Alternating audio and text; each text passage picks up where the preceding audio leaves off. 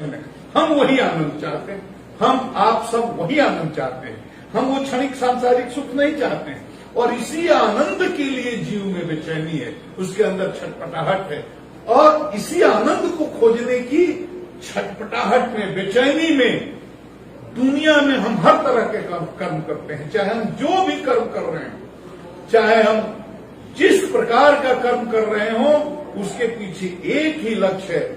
इसको बहुत बढ़िया से दृष्टांत देकर समझाने का समय नहीं है, लेकिन आप सब सुधीजन हैं, आप सब समझते हैं कि हमारे सारे, हम चाहे तमोगुणी कर्म कर रहे हैं, चाहे रजोगुणी कर्म कर रहे हैं, चाहे सतोगुणी कर्म कर रहे हैं, लक्ष्य एक ही है, उस आनंद को पाना। चोरी करना, डकैती करना, लूट करना, हत्या करना, एक से एक निकृष्ट कर्म करने वाला भी जो कर रहा है, उसकी ये अवधारणा है, उसकी ये परसेप्शन है, उसका ये बिलीफ सिस्टम है, उसके चित्त में कहीं न कहीं ये बात, ये अवधारणा, ये गलतफहमी, ये भ्रम बैठा हुआ है, उसके तमोगुण के चलते, रजोगुण के चलते, कि इसी कर्म से हमको आनंद की प्राप्ति होगी। मतलब वो कर रहा है आनंद के लिए, और इसीलिए जब तृतीय स्कंध में जाएंगे, विदुर मैत्रेय का संवाद शुरू होगा, तो सवाल हुआ है मैत्रेय जी से कि सुखाय कर्माणि करोति लोको, सुख के लिए सब कर्म करते हैं, लेकिन दुख में उसका अंत दुख में होता है। तो उन्होंने समझाया है कि दुखालयम संसारमय, इस संसार में जो दुख का आलय है, अगर कोई सुख की कामना करता है तो ये बहुत बड़ी मूर्खता है। तो ये बहुत बड़ी, तो ये आनंद जो ब्रह्म है, इसकी विशेषता का क्या है? ये जो सदा रहे, हमेशा रहे, यही इसकी शाश्वतता है। और जो निरंतर वर्धमानम हो, निरंतर उस आनंद में वृद्धि होती रहे। और तीसरा, जिस आनंद से बड़ा कोई आनंद न हो। अगर ये तीनों शर्तें पूरी जो आनंद करता है, उस आनंद का नाम ईश्वर है, जो हमेशा है। सत का मतलब यही हुआ। सत का मतलब वो भूत में भी था, वो वर्तमान में भी है, वो भविष्य में भी रहेगा। देश काल परिस्थिति से वो निरपेक्ष है।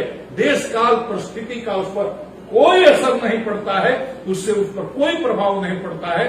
और इसी आशय का जब चतुश्लोकी जो भागवत है, जिसका उपदेश नारद ने ब्रह्मा जी को दिया, जिसका उपदेश ब्रह्मा जी ने नारायण ने ब्रह्मा जी को दिया, जिसका उपदेश ब्रह्मा जी ने नारद जी को दिया, और उसी चतुश्लोकी भागवत का उपदेश नारद ऋषि ने फिर व्यास जी को दिया। उसमें भी इसका संकेत किया हुआ है। ये सृष्टि जब नहीं थी तब भी मैं था, जब सब नहीं था, कुछ नहीं था, तब भी मैं था, जब आज सब कुछ है, ये प्रकट है सृष्टि, तब भी मैं हूं, जब फिर ये विलीन हो जाएगी, कुछ नहीं रहेगा, तब भी मैं हूं। मतलब देश का, काल का, परिस्थिति का कोई प्रभाव नहीं है। देश काल परिस्थिति से पूरी तरह से निरपेक्ष है। ऐसे सच्चिदानंद रूप ब्रह्म को, और चित्त चेतन का प्रतीक है, आनंद बता ही दिया। तो ऐसे सच्चिदानंद के लिए हमको हमारी तरफ से नमस्कार है। हम सब लोग नमस्कार करते हैं। ठीक है, वो सतरूप है, चित्रूप है, आनंद रूप है, वो सब कुछ है, तो उसको नमस्कार करते हैं। प्रयोजन क्या है और क्या है भाई? उसमें कहा कि इतना ही नहीं, वो विश्वोत्पत्त्यादि हेतुए भी है, वो सृष्टि के उत्पन्न होने का कारण है, सृष्टि के पलने का कारण है, उसके संवर्धन और पोषण का भी हेतु वही है, और सृष्टि के लय का कारण भी वही है। उसी के कारण सृष्टि होती है, उसी कारण उसका संवर्धन और पोषण होता है, और उसी कारण सृष्टि का लय भी होता है, नाश भी होता है। तो ऐसे, अच्छा ऐसा भी है क्या जो विश्वोत्पत्त्यादि हेतु भी है? कहा हाँ है। तो फिर उससे भी हमको क्या लेना? कहा कि नहीं, एक चीज है जिससे आपको लेना है। कहा कि क्या? तो ताप त्रय विनाशाय भी है, आज भौतिक, आज दैविक, और ये तीनों तरह के जो ताप हैं, जिसको स्वामी तुलसीदास ने अपने मानस में दैहिक, दैविक, भौतिक तापा कह करके तीनों तापों की चर्चा की है। तो वो ताप, अब ये बात विस्तार में हो जाएगी। ये जो दैहिक ताप हैं, चाहे दैविक ताप हैं, चाहे भौतिक ताप हैं, लॉ ऑफ कर्मा अगर आप पढ़ेंगे तो आपको पता चलेगा कि ये भी उसी के कारण है। अपने कर्मों के फल से ही ताप भी होता है। जीव के जीवन में जो ताप होता है उसके पीछे भी कहीं ना कहीं लॉ ऑफ कर्मा है, कर्मों का प्रभाव है, वो कर्मफल ही है। लेकिन उस ताप त्रय के विनाश का हेतु भी ये भगवान श्री कृष्ण हैं। ऐसे श्री कृष्ण जो सच्चिदानंद रूपाय हैं, सत्य रूप हैं, चित रूप हैं, आनंद रूप हैं, और जो विश्व की उत्पत्ति के कारण भी हैं, और जो ताप त्रय विनाशाय, तीनों तरह के तापों का विनाश करने वाले हैं। ऐसे भगवान श्री कृष्ण को हम लोग नमस्कार करते हैं। अच्छा, एक बात और बड़ी विनम्रता से, समय का दबाव है और आधा घंटा तक बहुत तकनीकी गड़बड़ी के कारण व्यवधान हुआ है, इसलिए चित्र भी थोड़ा चंचल हो गया है। लेकिन आनंद की जब चर्चा हम करते हैं तो आनंद ही ईश्वर है। आनंद ईश्वर का दूसरा नाम ही आनंद है। ईश्वर में आनंद नहीं है बल्कि आनंद ही ईश्वर है। ईश्वर में ब्रह्म नहीं है बल्कि ब्रह्म ही ईश्वर है। तो ये इस आनंद जिसकी हम लोग चर्चा कर रहे हैं, इस आनंद का सारभूत एक तत्व जिसको बोलते हैं लाडली शक्ति, उस लाडली शक्ति का सारभूत तत्व उसको कहते हैं प्रेम। प्रेम अंग्रेजी में उसका शब्द है लव, और यही प्रेम है जिसके अधीन ये भगवान रहता है। अहम भक्तों पराधीनो कहा उन्होंने। तो इस प्रेम के वश में आकर के, ये कितनी ऊंची चीज है इसको आप समझ सकते हैं। केवल संकेत करता चल रहा हूं, ये प्रेम है, यही प्रेम है जिसके कारण वो शिष्ट के कण कण में व्याप्त रहने वाला भगवान, जिसके लिए आप मानस में आया ब्रह्म जो व्यापक विरज अकल अनीह अभेद, ये दोहा मैंने कल कहा। सो की देह धरि होई नर जाहि न जानत वेद। वो ब्रह्म इसी प्रेम के कारण, जिस आनंद का सारभूत तत्व लाडली शक्ति और लाडली शक्ति का सारभूत तत्व, जिस प्रेम की चर्चा की, वही प्रेम, उसी प्रेम के चलते वो निराकार निर्गुण ब्रह्मा निर्विशेष भगवान वह ब्रह्म वो सगुण साकार रूप लेकर के और दशरथ और कौशल्या के आंगन में दौड़ता फिरता है, उनको आनंद देता है।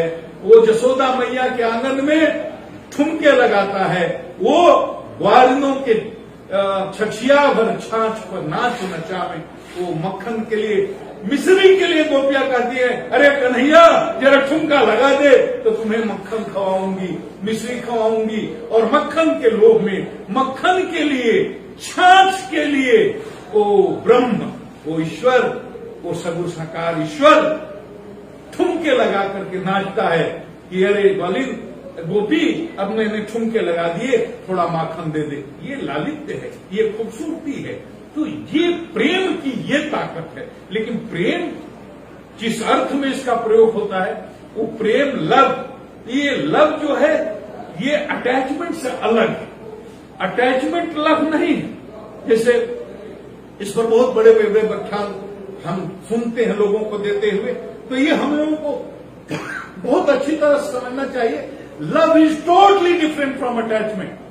Attachment is not love. Love is different because in attachment there is a region. In love there is no region. In love there is no expectation. Not at all. I love you because I love you. I don't have any expectation from you. I don't expect anything in return. I don't even claim that because I love you, you also should love me. No. You love me, you hate me, whatever you do. Gaurang Prabhu कहते हैं, अरे भगवान मेरा कत्ल कर दो, मुझे गले लगा दो, मुझे प्यार करो, या चक्र सुदर्शन से मेरी गर्दन काट दो, लेकिन मैं तो तुम्हारा हो गया। अरे ये प्रेम, ये गोपियों का प्रेम, रागानुरागा जिस भक्ति को कहते हैं, समर्था रति का प्रेम, जिस साधारण रति का प्रेम, समंजसा रति का प्रेम, समर्था रति का प्रेम, मैं उसकी चर्चा जब गोपियों का प्रसंग आएगा तो करूंगा। तो समर्था रति का प्रेम, ये उसमें there no expectation at all. I love you only because you love me and I love you if you love me. There is nothing like this. There is no condition, there is no why should I love you, why should you love me. There is no expectation, there is no reason. If reason is there then it's not true love, and there's nothing like true love, there's nothing like false love. Love is love. If love is not real love, it must be attachment is not love. If there is some expectation from the person whom you love, then this is attachment. Like husband-wife relationship. इसमें क्या होता है? Wife has lost his husband. Husband has left for heavenly abode. He has died. Now wife is crying, not because of love, because of attachment. Because lot of privileges were there, perquisites were there, lot of benefits, lot of because of husband. Now husband is no more. He was a very big, say, business tycoon, or maybe he was a very big officer. He died. After that privilege is gone. Now his wife is crying not because of love. She is crying because of attachment to her husband, because she has already lost all these facilities. Love is totally different. One has to understand it. So this love is divine. Attachment is material. ये love जो है spiritual है, और attachment जो है ये mic है. This is the difference between the love and attachment. तो ये आनंद की जिसकी हम चर्चा कर रहे हैं, प्रेम जिसकी हम चर्चा कर रहे हैं, तो ये प्रेम भगवान के प्रति जो हो, आगे के अगले ही सत्र में कल शायद मैं इसकी चर्चा करूं. हेतुकी भक्ति, कोई हेतु नहीं है, कोई कारण नहीं है, कोई रीजन नहीं है. रागानुगा भक्ति यही है. और जिसको मैं संकेत कर दूं, कहा साधारण रति का, वो ये रागानुगा भक्ति में केवल और केवल अपने प्रिय के सुख की कामना है. कोई एक्सपेक्टेशन नहीं है, कोई रीजन नहीं है. तो ये इस उच्च कोटि के प्रेम का शास्त्र है जिसका नाम भागवत है. ऐसे प्रेम से सराबोर भरा हुआ भागवत है, और भगवान का स्वरूप ऐसा ही है. आनंद से लबालब आवत ही सरति कठिनाई, और राम कृपा बन्याई जाई. बिना ईश्वर की कृपा के यह प्रेम का प्रसाद, यह आनंद का प्रसाद, इस आनंद सरोवर तक कोई पहुंच नहीं पाता. और पहुंच गया, एक बार डुबकी लगा ली, तो उसके लिए फिर दुनिया में कोई चीज महत्वपूर्ण नहीं है. मुक्ति को तो डांट करके भगा देता है, सिद्धियों की तरफ देखता भी नहीं है. उस आनंद की बात है. ऐसे सच्चिदानंद भगवान को प्रणाम करके हम लोग इस भक्ति शास्त्र में, भागवत भक्ति शास्त्र में अब प्रवेश कर रहे हैं. तो कथा का प्रारंभ होता है. नैमिषे सुतम अभिवाद्य महामतिम कथामृतरसा स्वाद कुशल सौन को अब्रवीत. अब देखिए, मैं केवल संकेत कर रहा हूं. अरे नैमिषारण्य मुझे जाने की बड़ी इच्छा थी, और विष्णु भैया मुझे ऐसी एक दिन तीव्र इच्छा हुई कि नहीं, बहुत दिन से सोच रहा हूं नैमिषारण्य में जाऊंगा. तो पिछले महीने, अगर मुझे ठीक से याद हो तो पिछले ही महीने में अचानक उठा और मैंने लखनऊ की प्लेन पकड़ी और वहां से गया चक्र तीर्थ का दर्शन करने. हमारे साथ एक दो और साधु थे, और हमारे सोनपुर के मुख्य महंत भी थे, वहां के प्रधान पुजारी भी थे, दो और थे. 4 साधुओं को लेकर गया. मुझे बड़ा दिव्य अनुभूति हुई. अब इसी चक्र तीर्थ में, इसी नैमिषारण्य में तो ये कथा हो रही है, और व्यास आसन पर विराजमान कौन है? सुत भगवान विराजमान है. और आपको याद होगा, आप सभी सुधी श्रोता हैं, गुरु हर्षण जी की गर्दन कट गई थी इसी व्यास गद्दी पर बैठकर उपदेश देने के लिए. बलराम जी ने उनकी हत्या कर दी, वध कर दिया था. लेकिन वो पद प्राप्त हुआ है अब सूत जी को. और सूत जी कैसे हैं? जिस वक्ता की बात अभी हो रही. अब देखिए, नारायण ने उपदेश दिया ब्रह्मा को. अब नारायण स्वयं उपदेश दे रहे हैं. श्रोता कौन है? ब्रह्मा है. तो दोनों की चेतना का स्तर आप समझ लीजिए. दूसरा उपदेश होता है कि ब्रह्मा दे रहे हैं नारद को. अब नारद क्या है आप समझते हैं? भगवान के पार्षद हैं. ब्रह्मा की बात आप जानते हैं, ब्रह्मा विष्णु, दोनों की चेतना का स्तर देख लीजिए. तीसरा कौन? तो वो नारद व्यास जी को, जो भगवान के अंश अवतार है, उनको उपदेश दे रहे हैं. अब व्यास जी की चेतना का क्या करना? खुद भगवान के अंश अवतार है, और नारद जी जो उनको उपदेश दे रहे हैं, उनकी चेतना के स्तर की क्या बात हम लोग कर सकते हैं? उस काबिल भी नहीं है. और वो व्यास जी भागवत सुना रहे हैं. किसको? सुखदेव को. पढ़ाया भी, सुनाया भी विस्तार करके. और सुखदेव किसको सुना रहे हैं? परीक्षित जी को. तो परीक्षित भी क्यों? अब सुखदेव जी की चेतना, सुखदेव जी के बारे में इतना विस्तार से कहा है, उनको भगवान तक कहा गया, भगवान सुखा, भगवान का अवतार उनको भी मान लिया गया। चेतना का इतना ऊंचा स्तर है, हमेशा समाधि में रहते हैं, निर्गुण निर्विशेष ब्रह्म की समाधि में डूबा रहने वाला वो महाज्ञानी सुखदेव जब सगुण साकार ब्रह्म के आनंद के सरोवर में गोता लगाता है तो फिर उसको वो ब्रह्मानंद का सुख भूल जाता है और उसको टेढ़ी टांग वाले मछली वाले ऐसे अपने मोह में अपने प्रेम में फंसाते हैं कि वो 2 श्लोक सुनने के बाद भगवान कृष्ण का दीवाना हो जाता है। अब श्रोता देखिए कैसे हैं परीक्षित, उनकी चेतना का स्तर। घर में भगवान का दर्शन हुआ, सुखदेव जी को घर में भगवान ने आश्वासन दिया है कि बाहर आई। ये दोनों ऐसे वक्ता और श्रोता हैं। और ये अब कथा हो रही है, सूत जी सुना रहे हैं। सुखदेव जी जब परीक्षित को सुना रहे थे, सूत जी भी सुन रहे थे, पीछे बैठे थे। सुखदेव जी ने कहा आगे बैठ के सुन लो। सुनाया, ये सुने हुए हैं कथा, वही कथा जो सुखदेव जी ने परीक्षित जी को सुनाई, वही कथा आज सूत जी सौनक ऋषियों को सुना रहे हैं। अब देखिए क्या यहाँ पर सुना कहाँ रहे हैं? चक्रतीर्थ में, नैमिषारण्य में। अब विशेषण का क्या प्रयोग हुआ है जरा ध्यान से देखिए। कथामृत रसा स्वाद कुशला, रसा स्वाद कुशला, कथामृत के रस का स्वाद लेने में कुशल। अब इस विशेषण से कई बातें स्पष्ट हो गई। सूत जी के बारे में, सौनक जी के बारे में ये जो कहा गया कथामृत रसा स्वाद शुक्ला, तो इसका मतलब उनको इस बात का सर्टिफिकेट दिया गया कि सौनक जी की पूर्ण रूप से चित्त शुद्धि है। नंबर 1, सौनक जी विशुद्ध सत्व में प्रतिष्ठित है।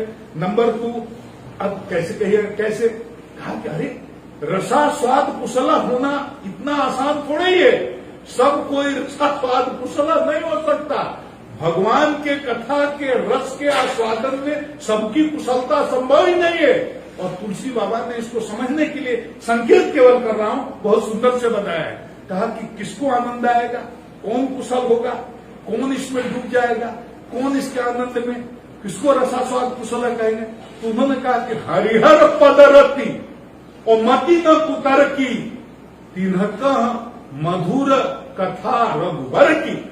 कि हरिहर पद में रति हो, मतलब भगवान के चरणों में जिसका अनुराग हो, प्रेम हो, और जिसकी तर्क बुद्धि नष्ट हो गई हो। मैंने वो श्लोक सुनाया था, तर्क प्रतिष्ठा विहिन्ना जैसा मुनि नैसा मुनि जैसा बचा प्रणा। जिसकी तर्क बुद्धि नष्ट हो गई, तर्क बुद्धि जब नष्ट होती है तो आस्था और विश्वास का जन्म होता है। और गीता का यही फल है, गीता का फल है तर्क का नाश, आस्था और विश्वास का उदय। और जब आस्था और विश्वास का उदय होता है तो मानस और श्रीमद् भागवत जैसे ग्रंथों में किसी भी जीव का प्रवेश होता है, उसका पहला प्रवेश होता नहीं। तो ये श्रद्धा क्या है? तो शास्त्रेषु गुरुषु वचनेषु श्रद्धा, शास्त्रों में और अगर शास्त्र में श्रद्धा हो, गुरु में नहीं हो, बात बनने वाली नहीं। तो गुरु में श्रद्धा हो और शास्त्र के प्रति श्रद्धा न हो, तब भी बात बनने वाला नहीं। इससे श्रद्धा तब कहेंगे जब शास्त्र में भी श्रद्धा हो और गुरु के वचनों में भी श्रद्धा हो। वो श्रद्धा विद्या विद्या न तो ब्रह्म विद्या जासा नदीनाम सकलम जगन्नाम न लभ्यते तर्केण च बुद्ध्या विश्वास युक्तो श्रद्धया समाचर, विश्वास युक्तो श्रद्धया समाचर। तर्क करने से तो कुछ होगा ही नहीं। तो हरिहर पदरति है, ऐसे है सूत जी, सौनक जी। हरिहर पदी भगवान के चरणों में प्रीति है, मति न कुतर्की है, श्रद्धा और विश्वास से लबालब भरे हुए हैं, बुद्धि में कहीं कोई बंद नहीं, कोई कुतर्क नहीं। तो ये स्थिति किसकी होती है? ये पूर्ण रूप से जिसकी शुद्धि हो जाए उसी को भगवान के चरणों में विशुद्ध प्रेम होता है। ऐसी है स्थिति किसकी? श्रोता की, मतलब किसकी? सौनक जी की, क्योंकि सत्व में प्रतिष्ठित है, विशुद्ध सत्वों में प्रतिष्ठित है। और रजोगुणी रहेगा तो क्या होगा भाई? कहा कि रजोगुणी की बता बैठा दोगे तो सुन लेगा कथा, लेकिन वो रसास्वाद कुशल नहीं होगा। क्यों? क्योंकि प्रभुपद प्रीति न समझी नी की, तो तिन्हीं कथा सुनिला गही फीकी। सुनेगा लेकिन कथा में रस का स्वाद नहीं आएगा। रसा स्वाद कुशला तो हो ही नहीं सकता, तो फीकी नहीं लग रही है। ये रसा स्वाद कुशला है, इनको भगवान की कथा बहुत मीठी लगती है। सुताख्याही कथा सारम मम कर्ण रसायनम, इनको बहुत मधुर लगती है। तो हरिहर पदरती मति न कुतर की है, और तीन कहा मैंने सौनक कहा मधुर कथा रघुवर की। और अगर घोर तमोगुणी आदमी हो, जीव हो, जो तम का की प्रधानता हो जिसमें कहा, वो तो उसको मूढ़ कहते हैं। मूढ़ को क्या स्थिति होती है, तो कल मैंने बताया था कि मूढ़ हृदय में चेत जो गुरु मिले बिरंच समान, और फूल ही फल ही न बेद यद्यपि सुधा बरस ही जलद। तो अब उसमें ज्ञान भी नहीं, पढ़ा भी नहीं, कभी भी नहीं। मैंने साहित्यकार भी रहता, आध्यात्म पक्ष उसका शून्य रहता। अगर साहित्यकार भी रहता, प्रत्यक्षवादियों की टीम में भी रहता, साहित्यकार रहता, प्रगतिशील साहित्यकार भी रहता, तो साहित्य से भी कुछ आनंद ले लेता, साहित्य से भी। लेकिन वो तो कविता रसिक न राम पद ने हुए, उसके बाद साहित्य भी नहीं है, और राम के चरणों में तो ने है ही नहीं। तो कविता रसिक न राम पद ने हो, तो उसके लिए कैसी है भगवान की कथा? तो तिनका सुखद हाथ तरफ, उसके लिए विनोद का विषय है। भागवत कह रहे हैं, अच्छा भागवत करने लगे, अरे लो, अच्छा अब भागवत सुन रहे हैं, अच्छा कोई काम नहीं बचा, अब भागवत सुन रहे हैं, अब भगवान की कथा सुन, ये मजाक का विषय।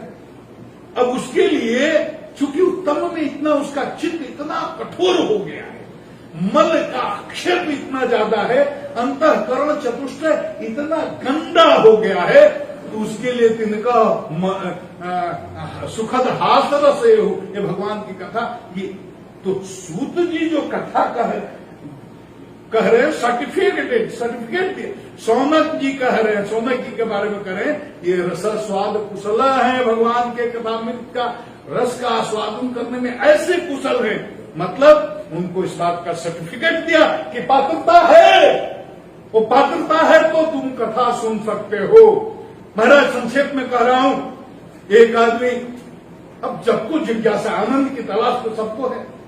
मान लीजिए मैं विषय को जानता हूं और मैं जा रहा हूं किसी गुरु के यहां, महाराज मुझे वही चाहिए, संसार देख लिया यहां आनंद नहीं है, मुझे वो ब्रह्म विद्या चाहिए, मुझे ब्रह्म विद्या बता दो। तो गुरु हमको ब्रह्म विद्या का ज्ञान नहीं दे रहा है। क्यों नहीं दे रहा है? हमें गुस्सा आ रहा है। इन्हें मालूम है अगर ये आनंद के सरोवर तक पहुंच सकते हैं और पहुंच चुके हैं, तो इनका कर्तव्य है कि आनंद सबको बांटे। इनकी ये नैतिक जिम्मेदारी है, ये भगवान का काम है कि खुद अगर मुक्त हो चुके दूसरे को मुक्त करें, खुद अगर आनंद में डूब चुके तो दूसरे को भी आनंद का पान कराएं। लेकिन गुरु हमको घास नहीं डालते तो हमें लगता है कि ये तो बहुत गड़बड़ है, गुरु हमारी उपेक्षा कर रहे हैं। गुरु को मालूम है कि तुमको प्यास लगी है, तुमको अमृत पिलाना है, तुमको अमर करना है, लेकिन देख रहे हैं जो पात्र लेकर तुम घूम रहे हो उसमें विष्ठा है। वो जानते हैं इसमें अमृत डाल भी देंगे तो नाक तक ले जाओगे, लेकिन पी नहीं पाओगे, फेंक दोगे। तो ब्रह्म विद्या का दान, भक्ति का दान, प्रेमा भक्ति और सिद्धा भक्ति तो गुरु ही देता है, साधन भक्ति तो साधक करता है, लेकिन प्रेमा भक्ति सिद्धा भक्ति तो गुरु ही देता है। तो इस भक्ति का दान, सिद्धा भक्ति का दान, इस प्रेमा भक्ति का दान, इस ब्रह्म विद्या का दान वो पात्र को नहीं किया जा सकता, किया ही नहीं जा सकता। पात्र का चयन बहुत जरूरी है, अंतःकरण चित्त की, अंतःकरण की शुद्धि बहुत जरूरी है। जब बर्तन शुद्ध हो जाएगा गुरु स्वयं उसमें अमृत डाल देगा। शुद्ध जी को लगा सौनक उचित पात्र है, तो उन्होंने कहा, अरे प्रसन्न हो गए, मुझे एक उचित पात्र मिला जिसमें ज्ञान दान किया जा सकता है।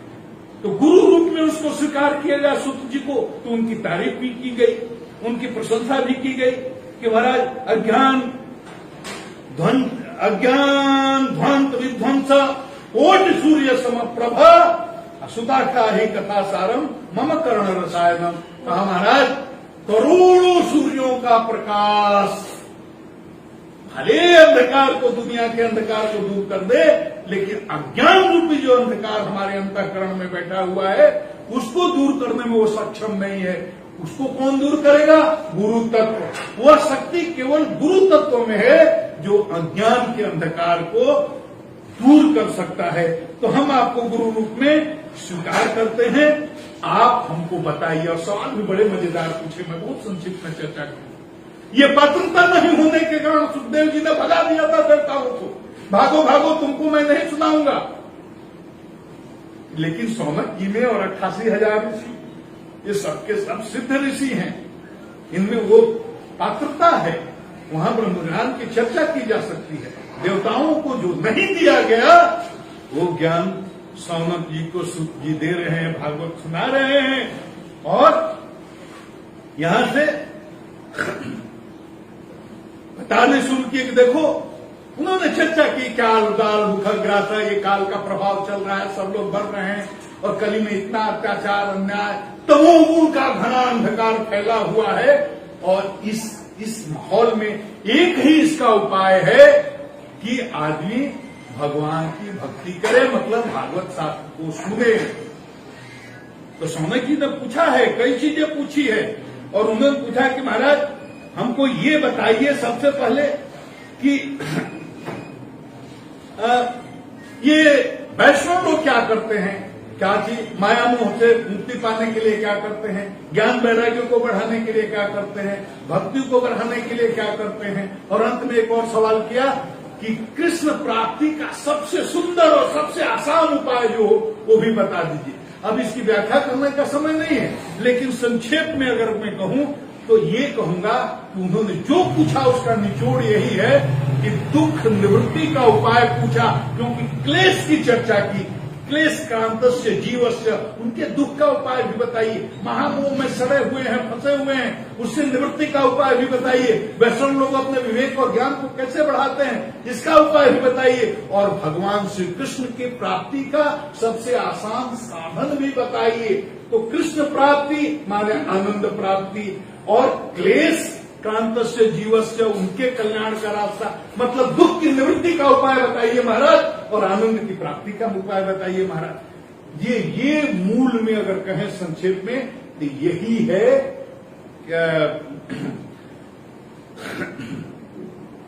थोड़ा पानी, यही है उनका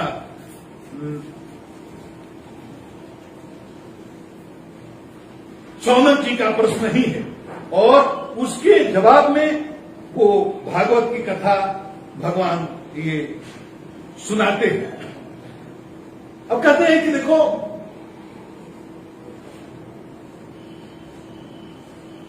जब देवताओं इतनी महत्वपूर्ण है ये भागवत कि जब कथा सुनाने की बात आई और सुखदेव जी जब परीक्षित को कथा सुनाने लगे तो देवता अमृत का कलश लेकर आए तो भगा दिया पात्र समझ करके और कहा कि नहीं नहीं, आपको हम नहीं सुनाएंगे। जाकर ब्रह्मा से शिकायत की, महाराज मनुष्यों को तो ये भागवत कथा का दान किया जा रहा है, भागवत कथा का पान कराया जा रहा है, हम देवताओं को भगा दिया गया, तो ये तो बड़ा अनुचित है। अरे ऐसा है तो उन्होंने कहा अच्छा तो देख लो, परीक्षित अगर कथा सुन रहा है तो परीक्षित का होता क्या है। और एक सप्ताह बाद जब परीक्षित को मुक्त होते देखा गया कि परीक्षित को मोक्ष हो गई तो पूरा धाता विस्मृत, ब्रह्मा को भी आश्चर्य हुआ और ब्रह्मा ने दुंदुभी नाद करके नगाड़े ठोक ठोक करके विश्व में इस बात की घोषणा कर दी कि ये श्रीमद् भागवत साहब और कुछ भी नहीं है, ये साक्षात भगवान श्री कृष्ण इसमें समाये हुए हैं, इसमें बैठे हुए हैं। ये अब कहा महाराज ये कैसे कैसे नारद जी ने इस भागवत कथा को सुनी। अरे एकदा विशालायाम चत्वारो निर्मलो मला, विशालापुरी में एक बार शंकादि ऋषि चारों भाई घूम रहे थे और नारद जी से भेंट हो गई। बड़ा उदास देखा, बड़ा चिंतित देखा। अब जो वीतरागी संत है उसके चेहरे पर चिंता दिखती है, तो इसका मतलब कि कहीं न कहीं मल का विक्षेप, उनके अंतःकरण में मल प्रवेश कर गया, कहीं न कहीं कोई दोष आ गया, कहीं न कहीं उनका रजोगुण बढ़ गया है। नहीं तो जो विरक्त संत हैं उनके दुख का कोई कारण ही नहीं होना चाहिए। जो विरक्त संत हैं और जो पूर्ण रूप से विशुद्ध शरणागति किए हुए भगवान के भक्त हैं, दोनों के दुख का कोई कारण हो ही नहीं सकता। लेकिन वो भी जब चिंता में दिखे, वो भी जब सुख में दिखे, शोक में दिखे, वो भी जब दुख में दिखे, तो ये मान लेना चाहिए कि कहीं न कहीं उसके सत्व में कमी हुई है, कहीं न कहीं उसका रजोगुण बढ़ा है, और इस पतन का कारण खोजना चाहिए। लेकिन इन कारणों से नारद की चिंता नहीं है, इन कारणों से नारद दुखी नहीं है। नारद कैसे दुखी हैं? तो वो संत हैं, और संत का हृदय कैसा होता है? नवनीत के समान कोमल होता है। उन्होंने भक्ति के कष्ट को देखा है, ज्ञान वैराग्य के कष्ट को देखा है, उन्होंने कलयुग के प्रभाव को देखा है, उन्होंने संतों के पाखंड को देखा है, उन्होंने गृहस्थों की आसक्ति को, उनके मोह को देखा है, उन्होंने घनघोर तमोगुण में पड़े हुए जीवों को देखा है, किस तरह से ईश्वर को भूल करके छोटी छोटी बातों के लिए आपस में लड़ रहे हैं, झगड़ रहे हैं, मार काट कर रहे हैं। तो ये देख करके उनके हृदय में बहुत करुणा है, वो भक्ति के पुत्रों के दुख को दूर करना चाहते हैं। इस दुख से वो दुखी हैं, अपना उनका कोई कष्ट नहीं है। और यही बात उन्होंने संकादी ऋषियों को बताई कि महाराज अपनी कोई दिक्कत नहीं है, अपना भजन चिंतन सब ठीक चल रहा है, हमने अभी चेतना में कोई गिरावट नहीं आई है, लेकिन मैंने भक्ति के पुत्रों के दुख को देखा है, तो भक्ति के कष्ट को दूर करना चाहता हूँ। और मैंने ये जो देखा है कलयुग में, मृत्युलोक में जो हो रहा है, घोर तमोगुण का प्रभाव है, कली के प्रभाव के कारण लोगों की चेतना में बहुत गिरावट आ गई है, संतों की चेतना में गिरावट आ गई है, गृहस्थों की चेतना में गिरावट आ गई है, हर तरह की तीर्थों में अब कोई सार नहीं रह गया है। ये सब के कारण मेरे हृदय में दुख है। तो अब आकाशवाणी हुई है महाराज, आकाशवाणी हुई क्या चीज की? तो गया था वृंदावन, पूरा देखा, चारों तरफ अनीति है, अत्याचार है, संतों में पाखंड है, गृहस्थ भी अपने कर्तव्य से च्युत हो रहे हैं। तो मन आया जरा वृंदावन जाऊं। वृंदावन में गया तो देखा भक्ति देवी बैठी हुई है, एक देवी बैठी हुई है, ड्यूटी है, 2 बूढ़े बेटे हैं, बहुत सारी स्त्रियां हैं, कमल नैनी जो कमल लोचना स्त्रियां जो घेर कर बैठी हुई हैं। हमको देखा, भोगो साधु क्षणम तिष्ठ, अरे महाराज रुकिए, मम चिंता विनाश है, मेरी चिंता को दूर करिए। साधु समझ करके अपना कष्ट बताया।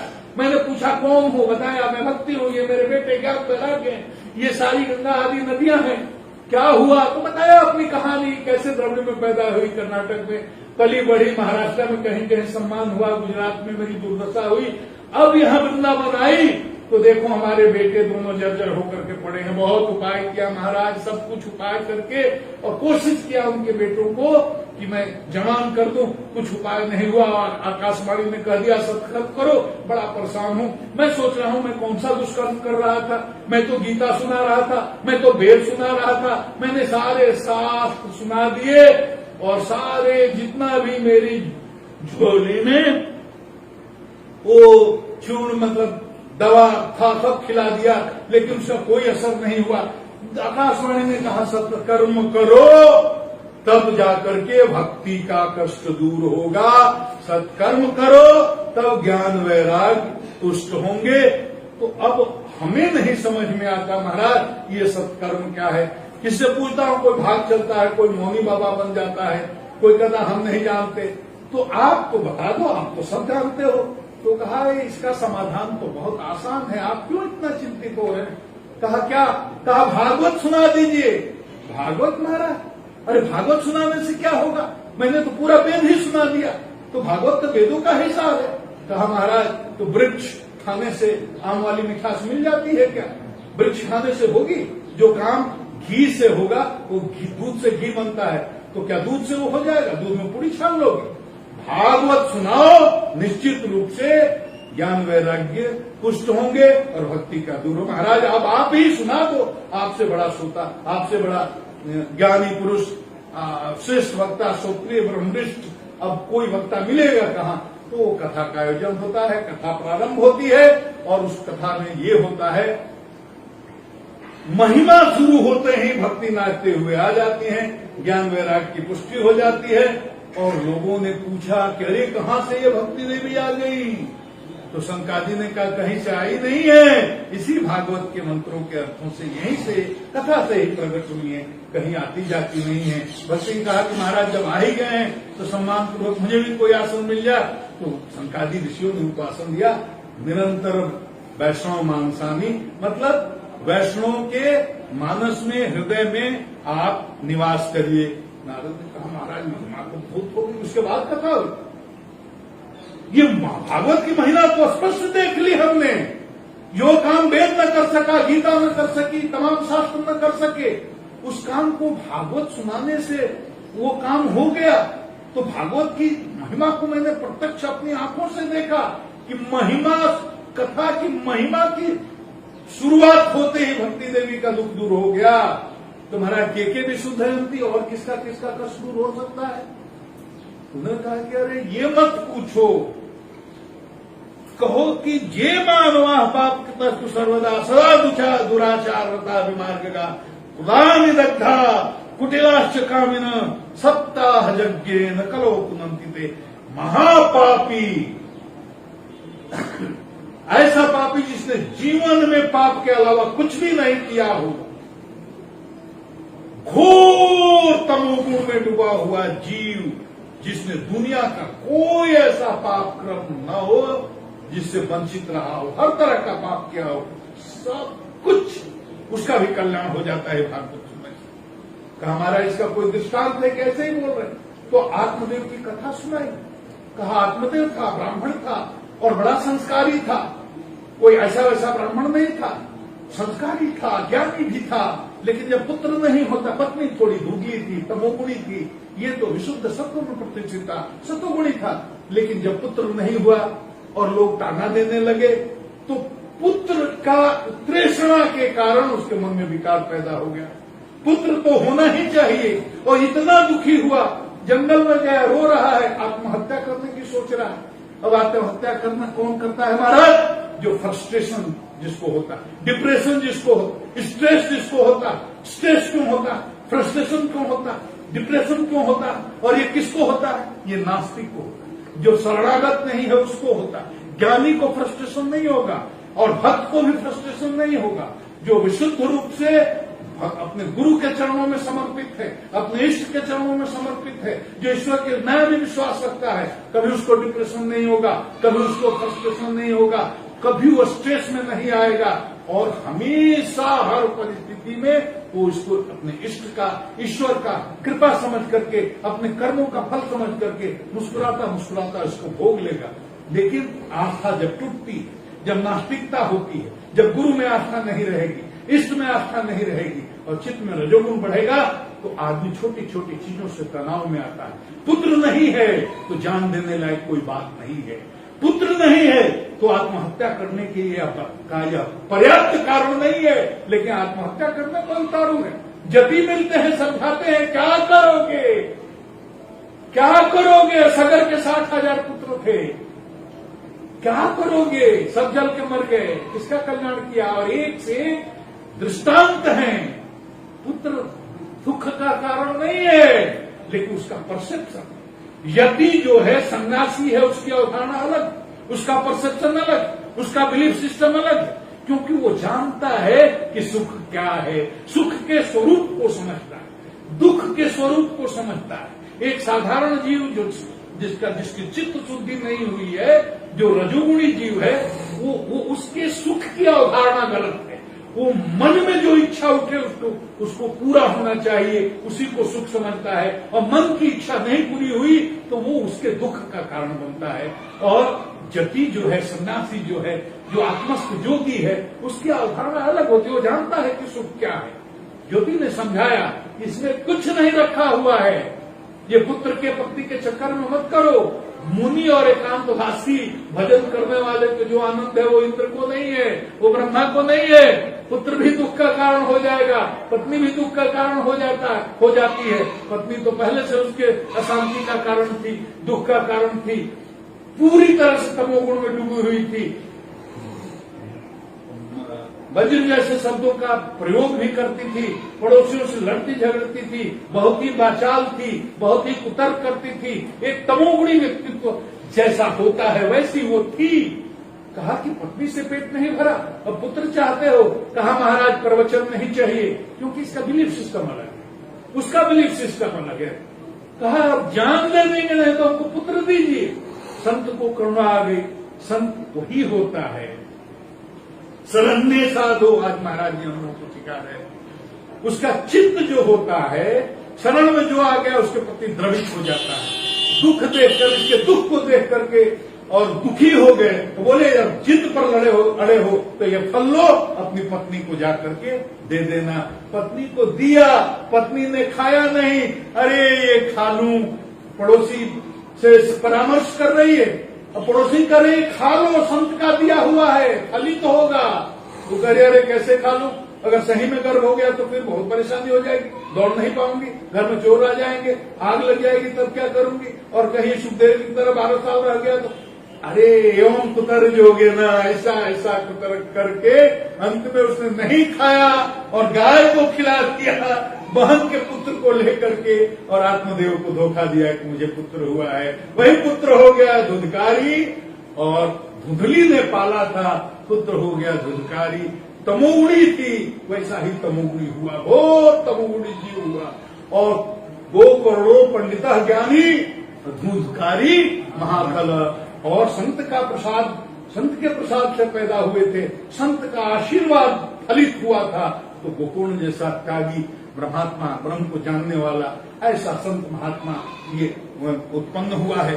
तो इतना उपदेश, इतना आतंक मचाया धुंधकारी ने, वो आतंकवादी नहीं था, इतना विस्तार से भागवत में चर्चा है, इतना आतंक मचाया, एक लाइन में सुनो, इतना आतंक मचाया कि गोकर्ण जी ने कहा कि मैं तो अब प्राण ही दे देता हूं, ऐसे कुपुत्र पुत्र के होने से बड़ी तक तो बड़ा ही उसमें बड़ी करुणा होती है, गुरु के अंदर बहुत करुणा होती है। एक बार पकड़ लेता है, बहुत दिन तक पीछा करता है, आपके उतार चढ़ाव में, आपकी जिंदगी को नियमित करने में आपको वेट करता है, प्रतीक्षा करता है, बहुत उसके पास धैर्य होता है। इसके दृष्टांत में करोड़ों दे सकता हूं, अपने व्यक्तिगत जीवन के अनुभव से दे सकता हूं। लेकिन यहाँ यही है, उस जति ने आशीर्वाद दिया था, बहुत समझाया था, वही सारा उपदेश दिया था। भागवत उठा करके देखिएगा, जो आज गोकर्ण जी अपने पिता को दे रहे हैं। क्यों जा रहे हैं आप आत्महत्या करने? आत्महत्या करना उचित नहीं है, आत्महत्या इसका समाधान भी नहीं है। आत्महत्या करिएगा तो प्रेत हो जाइएगा, आत्महत्या समाधान नहीं है। समाधान क्या है? तो देहंस मांगते अजुरे, तो इसका देहस्तिमान सुरुधिरे अभिमतिम त्यजत्वम जाया सुधा सुसदा ममताम विमुंच पश्चामि सम्यग्विदं क्षणभंग निष्ठम वैराग्य राग रस को भव क्षणभंग भव भक्ति निष्ठ। कहा कि ये आत्महत्या करना इसका उपाय नहीं है। ये उपदेश कौन दे रहा है? ये उपदेश दे कौन रहा है? ये गोकर्ण के रूप में, गोकर्ण के माध्यम से वही जति, वही सन्यासी, वही ब्राह्मण, वही ब्रह्मनिष्ठ संत जो पहले जंगल में मिला था, जिसने यही उपदेश किया था। इस उपदेश को आत्मदेव ने माना नहीं, वो गुरुतत्व तो इसका पीछा कर रहा है, गोकर्ण के रूप में यहाँ प्रकट हुआ है, और प्रकट होकर के वही व्यक्ति का वैराग्य को उपदेश दे रहा है कि देह में अहंता छोड़ो, देह के संबंधों में ममता छोड़ो, और वैरागी बन करके और भजन भगवान का करो। ये बहुत ही महत्वपूर्ण बात है। तब जाकर के, और दूसरा कि धर्मम भजस्व सततम त्यज लोक धर्मा। गुरु जी आज इसका आप समझा रहे थे। धर्मम भजस्व, धर्मम कृष्णम भजस्व। धर्मम मतलब कृष्णम धर्मम सनातनम, कृष्णम धर्मम सनातन। रामो विग्रहवान धर्म, राम ही धर्म है, कृष्ण ही धर्म है। धर्म का मतलब कृष्ण, धर्म का मतलब ब्रह्म, धर्म का मतलब भगवान, धर्म का मतलब राम। धर्मम भजस्व मतलब कृष्ण का भजन करिए। और सततम, सततम माने निरंतर, कंटिन्यूटी में। ये नहीं कि दुख आता है तो आदमी हनुमान चालीसा लेकर पढ़ने लगता है, दुख खत्म हुआ हनुमान चालीसा फेंक दिया। जैसे दुख क्या, हमने कहा कि नहीं, ये नहीं करना है। सततम, उसमें सातत्य हो, मतलब ये भजन अप्रतिहता, मतलब इसमें सातत्य हो, कंटिन्यूटी हो, इसको अपनी जीवन पद्धति बना लीजिए। अब कुछ नहीं करना है। क्या करना है कि धर्मम भजस्व सततम, निरंतर, और त्यज